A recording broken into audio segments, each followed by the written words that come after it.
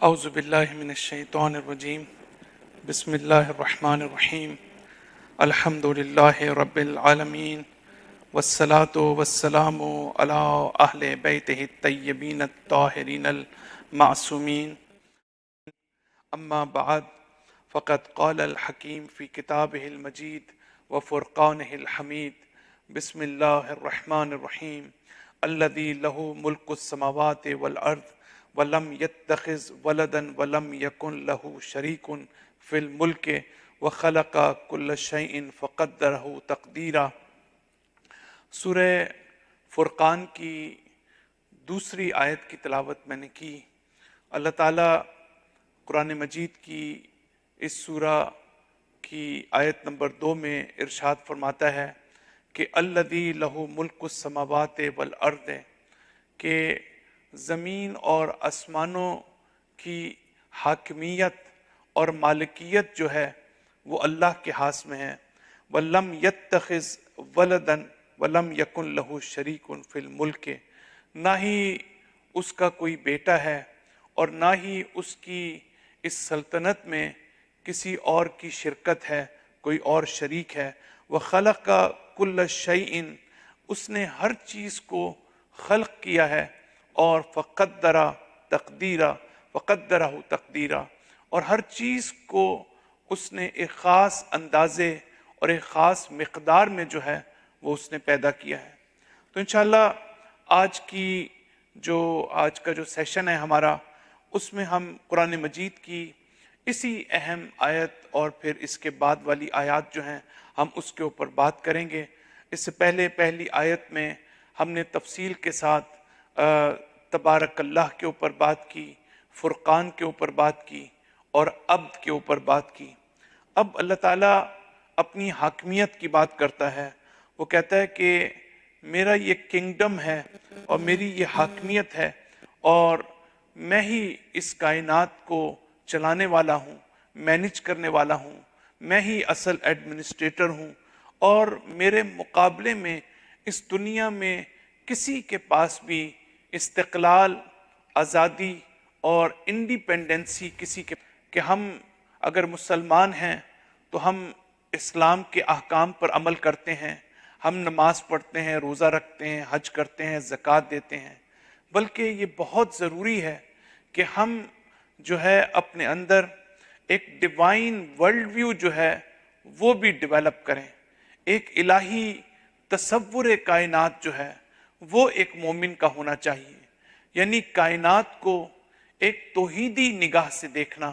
اور ایک الہی رنگ میں اس کائنات کو دیکھنا، اور خود بھی الہی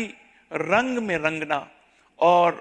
ایک ہمارا انڈیویجول ہماری حیثیت ہوتی ہے۔ یعنی فرض کریں کہ جب آپ ایک مسلمان کو دیکھتے ہیں تو آپ دیکھتے ہیں کہ چونکہ وہ نماز پڑھ رہا ہے لہٰذا مسلمان ہے، چونکہ وہ اپنے آپ کو مسلمان کہتا ہے لہٰذا وہ مسلمان ہے، چونکہ وہ ایک خاص قسم کا ڈریس پہنتا ہے لہٰذا وہ مسلمان ہے، چونکہ وہ روزہ اور رکھتا ہے اور دوسرے احکامات پر انجام دیتا ہے۔ لیکن ایک اور چیز جو انسان کی زندگی میں بہت اہم ہے، اور وہ یہ ہے کہ انسان کا زندگی کا جو اس کا کردار ہے، جو اس کی رفتار ہے، جو اس کا کریکٹر ہے، جو اس کے مینرز ہیں، جو اس کی سیرت ہے، جو اس کی گفتار ہے، اس میں مجموعی طور پر کلیکٹیولی جو ہے اس میں ایک الہی رنگ کا پایا جانا بہت ضروری ہے۔ یعنی مجموعی طور پر جب انسان اٹھتا ہے، جب انسان بیٹھتا ہے، جب انسان کسی سے انٹریکٹ کرتا ہے، جب انسان کسی سے لین دین کرتا ہے، تو مجموعی طور پر دیکھنے والا اس کو کہے کہ یہ ایک الہی انسان ہے، دیکھنے والے کو یہ امپریشن جائے کہ یہ شخص جو ہے یہ وہ ہے کہ جو واقعاً اس کو خوف خدا ہے، واقعاً خوف خدا سے ڈرتا ہے۔ دیکھنے والا یہ کہے کہ یہ شخص واقعاً اس میں آخرت کا خوف ہے، قیامت کا خوف ہے، جزا و سزا کا خوف ہے۔ تو یہ وہ سچویشن ہے کہ جو ایک مومن، ایک صاحب تقوی اور ایک مسلمان سے جو ہے وہ جس کی توقع کی جاتی ہے۔ تو اس لحاظ سے جب اللہ تعالیٰ یہ کہتا ہے کہ اس حکومت، کائنات کی حکومت میرے پاس ہے، یہ کنگڈم میرے پاس ہے، میں ہی اس کا بادشاہ ہوں، میں ہی اس سلطنت کو چلا رہا ہوں، تو اس کا مطلب یہ ہوا کہ ہمارے لیولز کے اوپر، انسانوں کے لیول کے اوپر، چاہے آپ کسی ملک کے سربراہ ہوں، چاہے آپ کسی شہر کے جو ہے میئر ہوں، چاہے آپ کسی بھی چھوٹی سے چھوٹی جگہ پر بھی، چاہے آپ اس کی ایڈمنسٹر ہوں، آپ ایڈمنسٹریشن آپ کے ہاتھ میں ہو، مینجمنٹ آپ کے ہاتھ میں ہو، ایک الہی تصور کائنات کا تقاضا یہ ہے، ایک ڈیوائن پرسپیکٹو اور ڈیوائن ورلڈ ویو کا جو تقاضا ہے وہ یہ ہے، اس سے ڈیمانڈ یہ کرتا ہے کہ ہم جو ہے وہ ہمیشہ یہ سمجھیں کہ اگر آج میرے پاس کسی بھی لیول پر پاور موجود ہے، طاقت موجود ہے، تو یہ پاور اور یہ طاقت جو ہے یہ اللہ کی اصل پاور ہے، میری کوئی پاور نہیں ہے، میری کوئی طاقت نہیں ہے۔ اللہ نے آج مجھے یہ دیا ہے، یہ پاور طاقت مجھے دی ہے، اگر یہ میرے لیے نعمت ہے تو نعمت جو ہے وہ کبھی بغیر امتحان کے نہیں ہو سکتی، محنت جو ہے، نعمت جو ہے وہ کبھی بغیر ٹیسٹ کے نہیں ہو سکتی۔ اگر اللہ تعالیٰ کسی کو نعمت دیتا ہے، اللہ تعالیٰ کسی کو مقام دیتا ہے، اللہ تعالیٰ کسی کو دولت و ثروت دیتا ہے، تو اس کے ساتھ ساتھ اللہ تعالیٰ نے اس کو امتحان سے گزارنا ہے،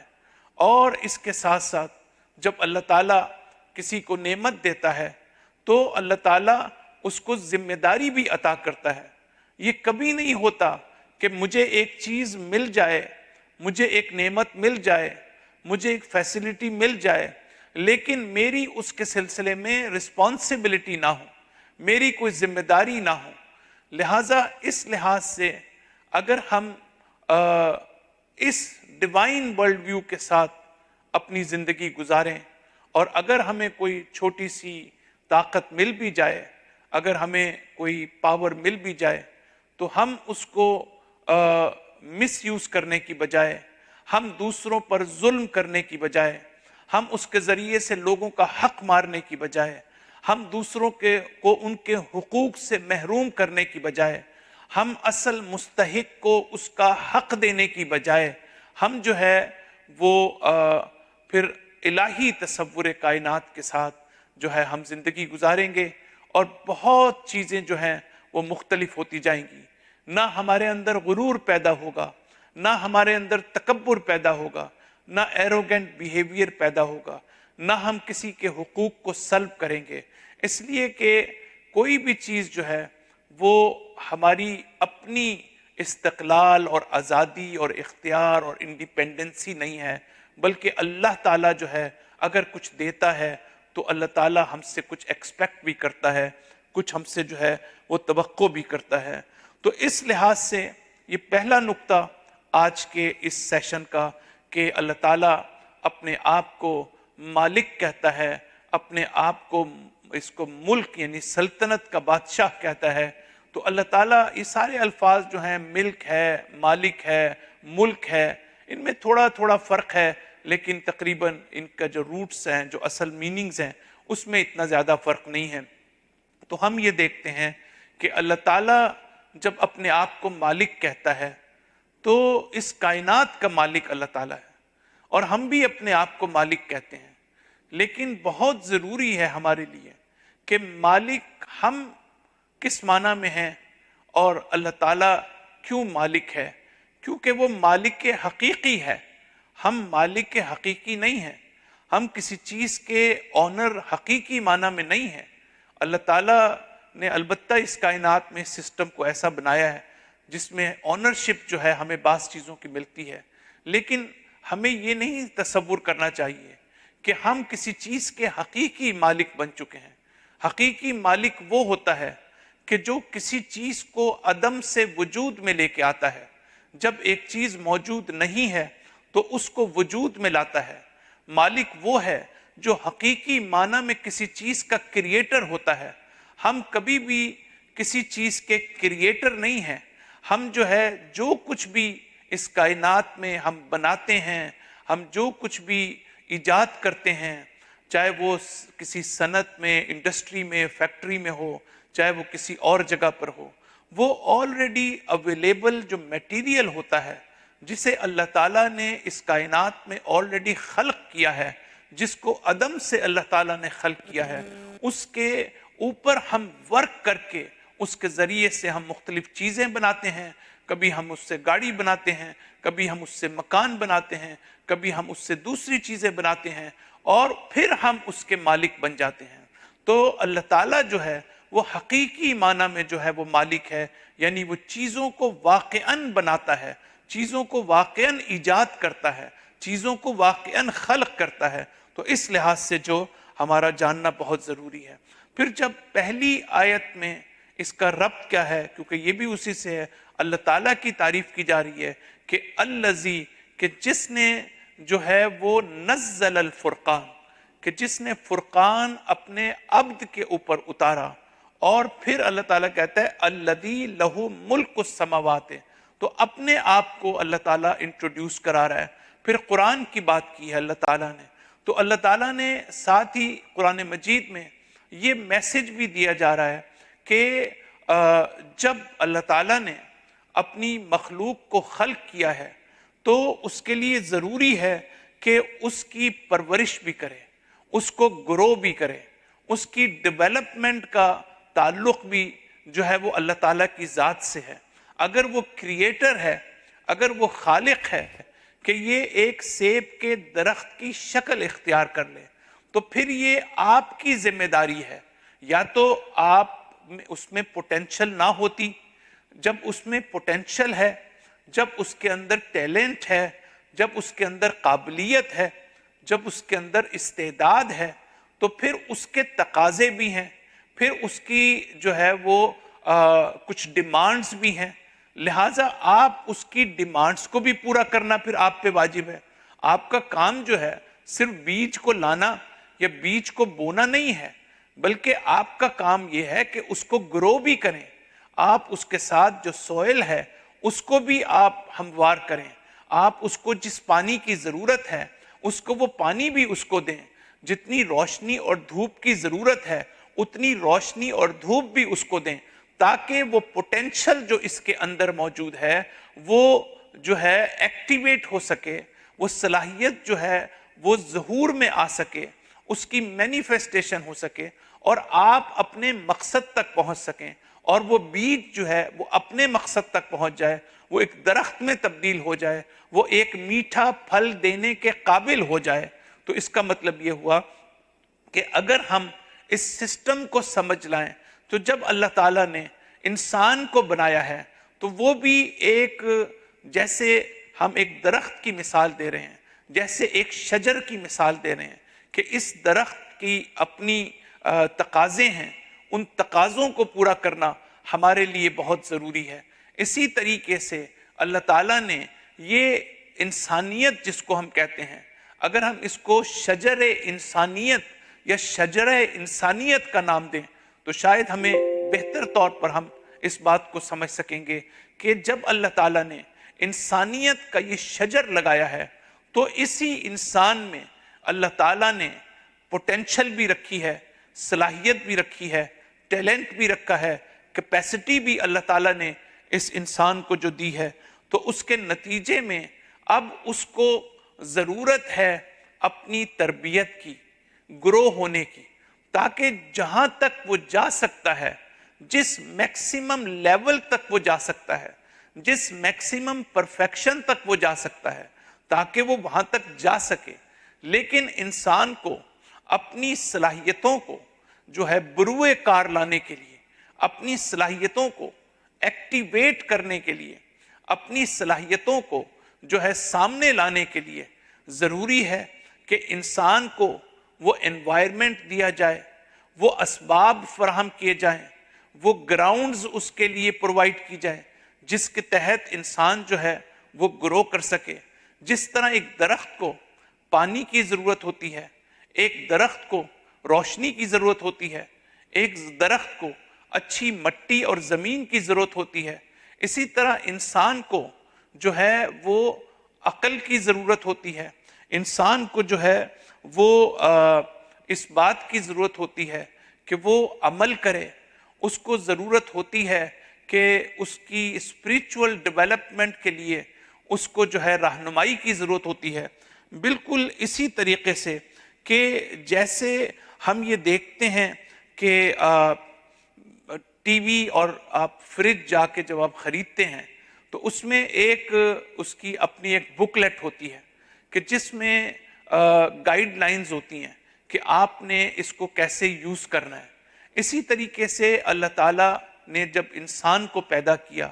تو انسان کو کی صلاحیتوں اور کمال تک پہنچنے کے لیے اس کو تزکیے کی ضرورت ہے، پیوریفیکیشن کی ضرورت ہے، اس کو علم کی ضرورت ہے، آگاہی کی ضرورت ہے، اس کو عدل کی ضرورت ہے، جسٹس کی ضرورت ہے۔ اس لیے اللہ تعالیٰ کی طرف سے یہ چیز بھی واجب تھی کہ وہ قرآن کو بھیجے، فرقان کو بھیجے، تاکہ ہم اس قرآن پر عمل کریں، اس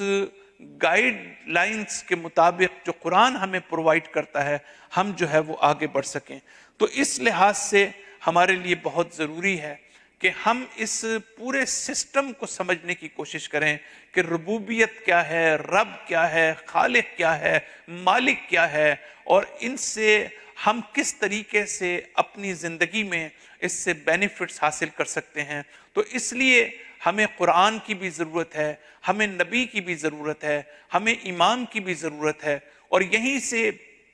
بہت سے سوالات کے جوابات بھی شاید انسان دینے کے قابل ہو جائے۔ جب انسان یہ کہتا ہے کہ بھئی ہمیں الہی کتاب کی کیا ضرورت ہے، قرآن کی کیا ضرورت ہے، اس کا مطلب یہ ہے کہ ہم نے انسان کو نہیں سمجھا، ہم نے انسانیت کے فلسفے کو نہیں سمجھا، ہم نے اس مالک اور خالق کے جس نے انسان کو خلق کیا ہے، ہم نے اس کی بھی ذمہ داریوں کو نہیں سمجھا۔ اس نے جب مجھے خلق کیا ہے اور مجھے صلاحیت دی ہے، یا تو اللہ تعالیٰ مجھے صلاحیت نہ دیتا، جیسے جانوروں اور حیوانات جو ہیں ان کو وہ صلاحیت نہیں ہے جو انسان کے اندر ہے، تو ان کے اوپر تو اللہ نے کوئی کتاب نازل نہیں کی، ان پر تو کوئی قرآن نازل نہیں کیا، ان پر تو ان کے لیے تو کسی نبی یا امام کو نہیں بھیجا، اس لیے کہ ان کا تقاضا یہ نہیں ہے کہ ان کے لیے امام آئے، ان کا تقاضا ان کے وجود کا یہ نہیں ہے کہ ان کے لیے جو ہے نبی آئے، لیکن میں انسان ہوں،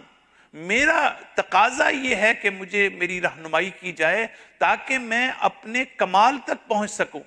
تاکہ میں اپنی پرفیکشن تک پہنچ سکوں، تاکہ جہاں تک میں جا سکتا ہوں وہاں میں جا سکوں۔ اور اگر فرض کرتے ہیں کہ ایک سیب کا درخت جو ہے وہ پہلے ہی خراب ہو جاتا ہے،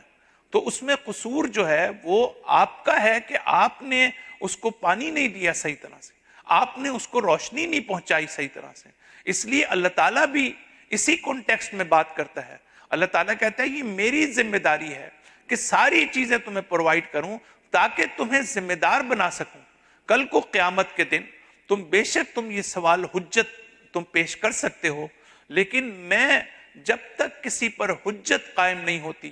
جب تک کسی کی ہدایت کے ذرائع فراہم نہیں کرتا، اسباب فراہم نہیں کرتا، میں کسی کو پنش نہیں کرتا، میں کسی کو سزا نہیں دیتا۔ تو اس لحاظ سے اللہ تعالیٰ ہی کی طرف سے یہ ذمہ داری ہے کہ وہ ہمارے لیے قرآن کا اہتمام کرے، وہ ہمارے لیے کتاب کا اہتمام کرے، وہ ہمارے لیے نبی کو بھیجے، وہ ہمارے لیے امام کو بھیجے۔ اور یہیں سے پھر اگر یہ پوچھتا ہے کوئی کہ بھئی ہمیں نبی کی کیا ضرورت ہے،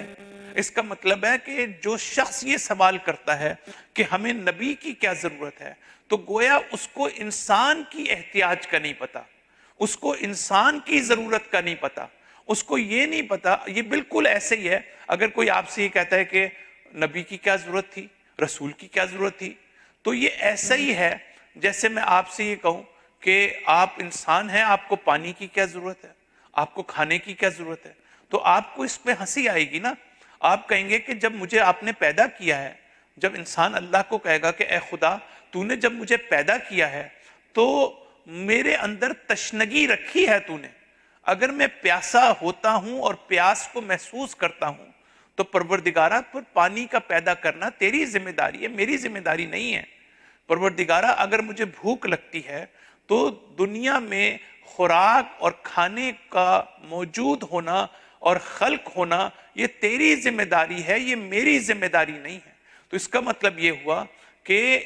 اگر کوئی شخص یہ کہتا ہے کہ آپ کو پانی کی کیا ضرورت ہے، تو بالکل اسی طریقے سے ہے اگر کوئی یہ کہتا ہے کہ ہمیں قرآن کی کیا ضرورت ہے، ہمیں پیغمبر کی کیا ضرورت ہے،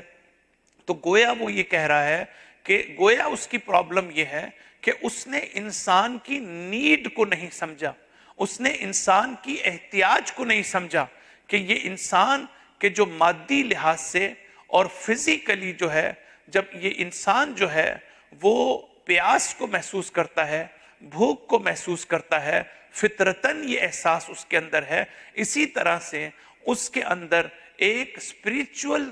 تھرسٹ بھی موجود ہے، ایک اسپریچول ہنگر بھی وہ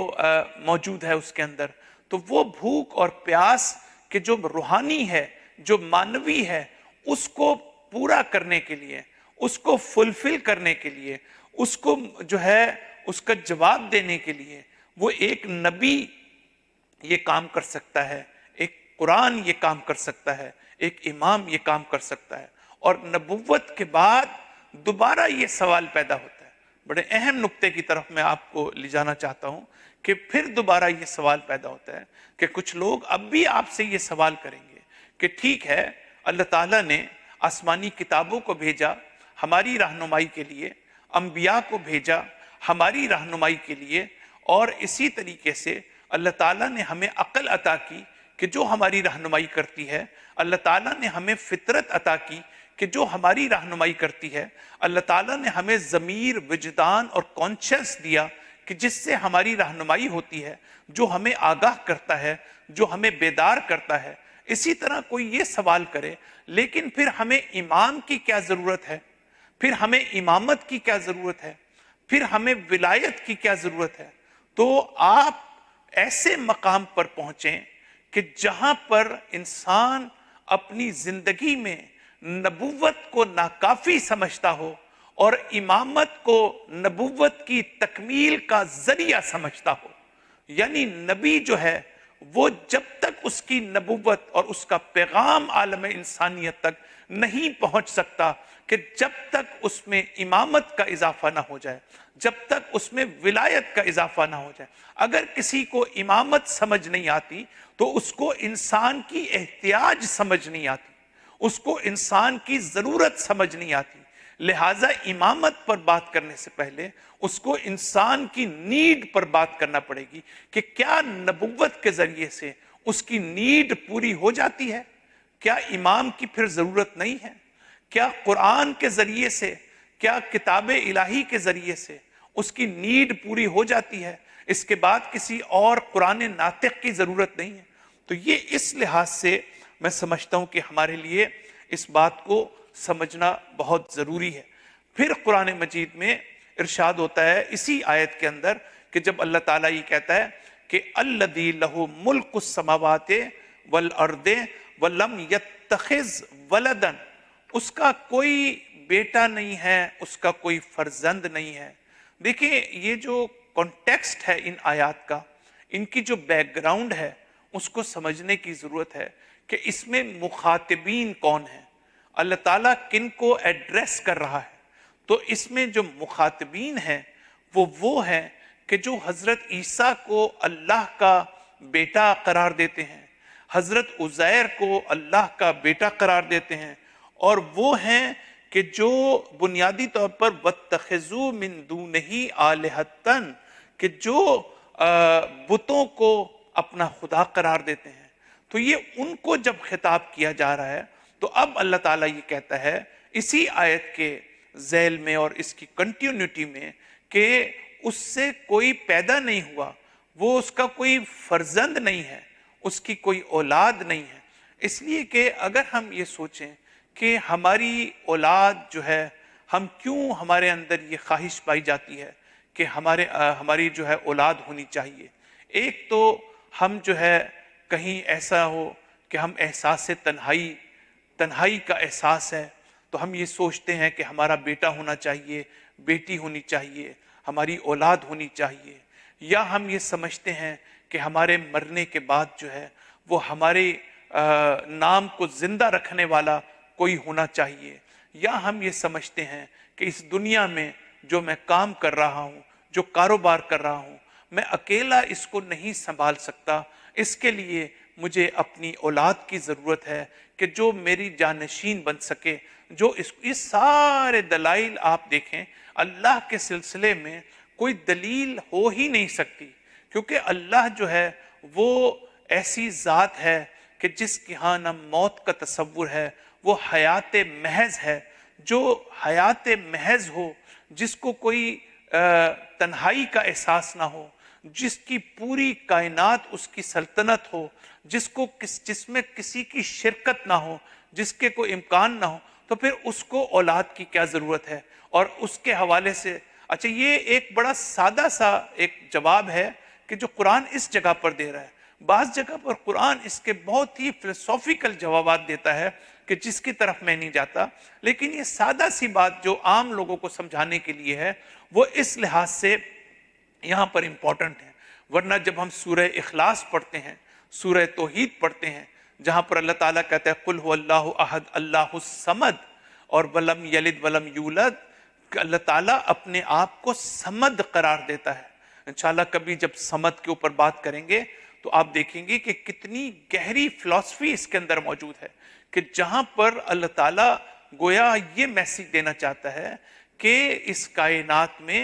اللہ تعالیٰ کسی کے لیے جگہ چھوڑتا ہی نہیں ہے کہ اس کو کسی فرزند کی ضرورت ہو، اس کو کسی بیٹے کی ضرورت ہو۔ تو اس لحاظ سے بہرحال اس مسئلے کو جو ہے وہ ہمارے لیے سمجھنا ضروری ہے کہ اللہ تعالیٰ کا جو ہے کوئی فرزند نہیں ہے، کوئی اس کی اولاد نہیں ہے۔ پھر قرآن مجید کی اسی آیت میں ارشاد ہوتا ہے وَخَلَقَ كُلَّ شَيْءٍ فَقَدَّرَهُ تَقْدِيرًا، اور اللہ تعالیٰ نے ہر چیز کو خلق کیا ہے اور ہر چیز کی مقدار اللہ تعالیٰ نے جو ہے وہ پیدا کی ہے، اور مقدار جو ہے اللہ تعالیٰ نے بنائی ہے۔ اب آپ دیکھیں یہاں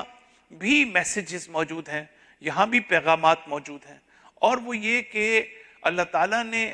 ہر چیز کا ایک اندازہ رکھا ہوا ہے، ہر چیز کی ایک مقدار ہے، ہر چیز ایک میجرڈ طریقے سے جو ہے وہ نازل ہوتی ہے۔ کیوں؟ اس لیے کہ اس کائنات کا نظام جو ہے وہ کاز اینڈ ایفیکٹ پر قائم ہے، جس کو ہم اسباب اور مسببات کہتے ہیں، جس کو ہم علت اور معلول کہتے ہیں، جس کو ہم کاز اینڈ ایفیکٹ کہتے ہیں۔ کوئی بھی اس دنیا میں چیز مجھے آپ نہیں دکھا سکتے کہ جس سے پہلے اور جس کے ساتھ کازز موجود نہ ہوں۔ یعنی فرض کرتے ہیں کہ میرے سامنے اگر میز ہے تو یہ میز جو ہے، یہ ٹیبل جو ہے، یہ ڈائس جو ہے، اس سے پہلے کچھ کازز تھی کہ جس کی وجہ سے یہ میز بنائی گئی،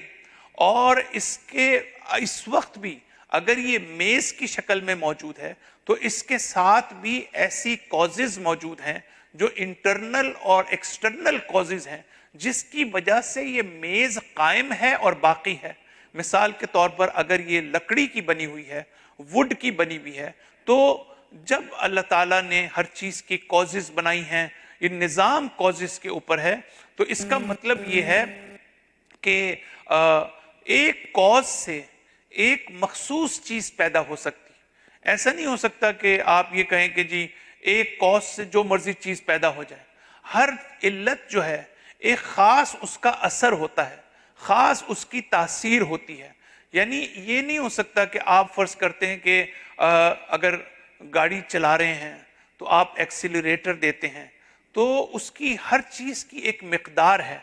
ایک خاص حد تک جب آپ اس پر پریشر ڈالتے ہیں تو ایک خاص اسپیڈ میں آپ کی گاڑی چلتی ہے، لیکن ایسا نہیں ہوتا کہ آپ نے اس کو پاؤں رکھا اور گاڑی جو ہے وہ 100 کی اسپیڈ پر چلنا شروع ہو جائے۔ اس لیے کاز اور ایفیکٹ کے اس نظام میں ہر کاز جو ہے ایک پرٹیکولر اس کا ایفیکٹ ہوتا ہے۔ جب پرٹیکولر ایفیکٹ ہوتا ہے تو اس کا مطلب ہے کہ اس کی ایک محدود مقدار ہوتی ہے۔ اللہ تعالیٰ نے اس کائنات کو ایسا بنایا ہے، اللہ تعالیٰ نے کو معلوم ہے کہ مجھے اور آپ کو زندہ رہنے کے لیے کتنی آکسیجن چاہیے۔ اگر اس سے تھوڑی سی آکسیجن زیادہ ہوگی تو ہم لوگ زندہ نہیں رہ سکتے، اس سے تھوڑی سی آکسیجن کم ہوگی تو ہم لوگ زندہ نہیں رہ سکتے. اللہ تعالیٰ کو معلوم ہے کہ ہمیں کتنی حرارت کی ضرورت ہے, کتنی ہیٹ کی ضرورت ہے, کتنی روشنی کی ضرورت ہے, کتنی ہوا کی ضرورت ہے, کس قسم کے ماحول کی ضرورت ہے. لہٰذا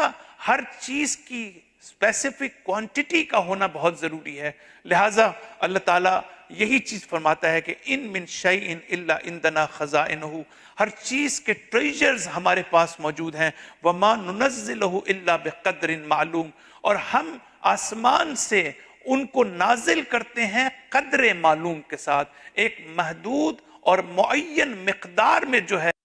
ہم اس کو جو ہے وہ نازل کرتے. تو اس سے دو چیزیں ہمیں یہ بھی پتہ چلتی ہیں کہ بہت سی دفعہ ہماری اللہ تعالیٰ نے ہمارے اپنی قسمت میں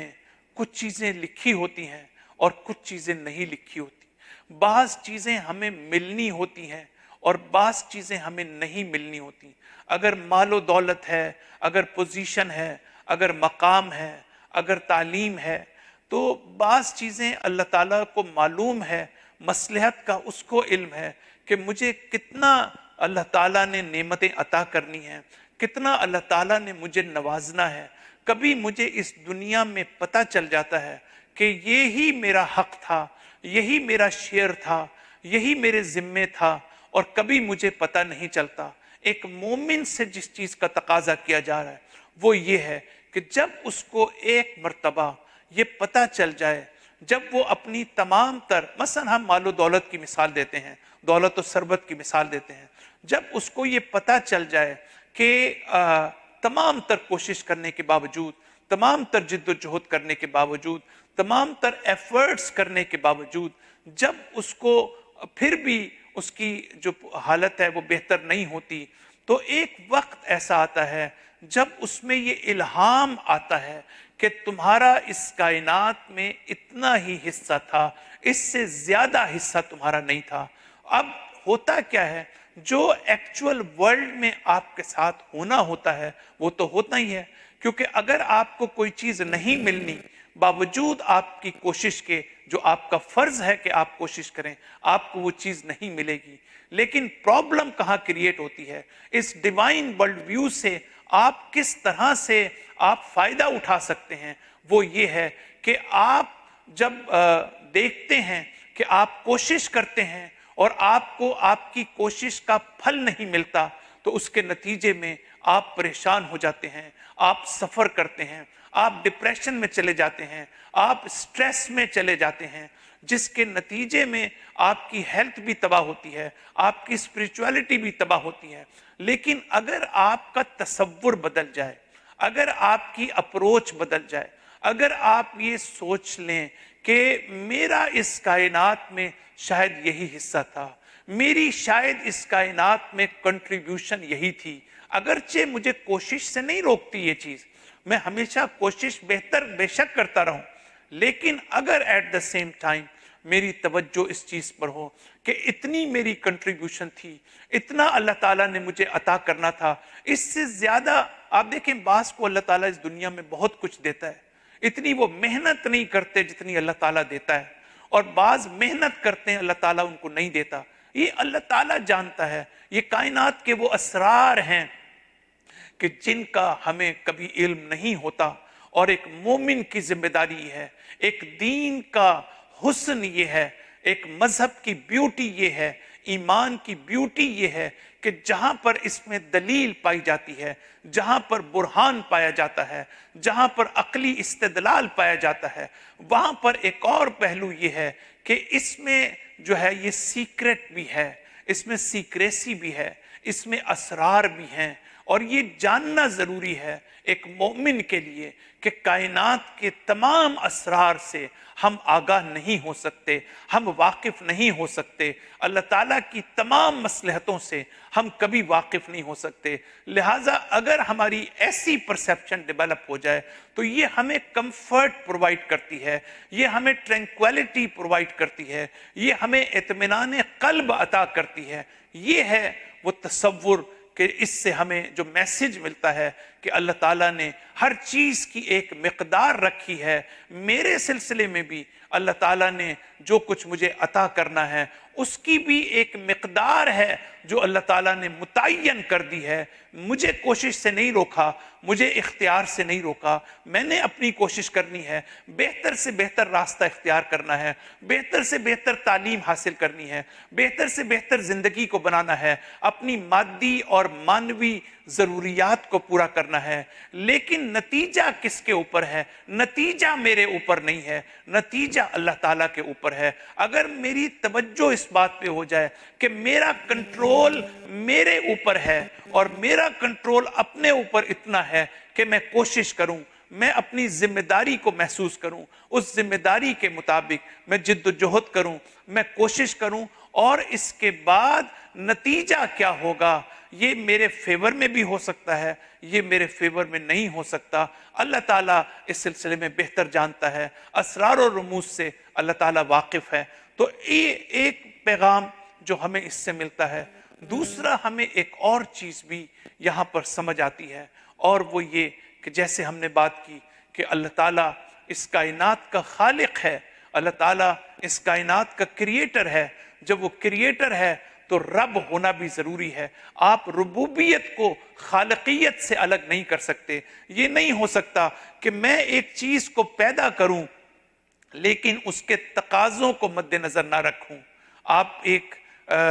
جب آپ گاڑی خریدتے ہیں, جب آپ وہیکل خریدتے ہیں جا کے, تو وہ آپ کو ساتھ ہی بتاتے ہیں کہ اگر آپ اس کا آئل چینج نہیں کریں گے, اگر آپ اس کی مینٹیننس نہیں کریں گے تو پھر جو ہے یہ بالکل زیادہ چلنے والی چیز نہیں ہے, یہ خراب ہو جائے گی. تو اسی طریقے سے رب کا مطلب جو ہے وہ یہی ہے کہ خالق اور رب ان دونوں کو آپس میں جدا نہیں کر سکتے. اور بت پرستوں نے جو سب سے خوفناک کام کیا وہ یہ کیا کہ خالقیت کو ربوبیت سے جدا کر دیا.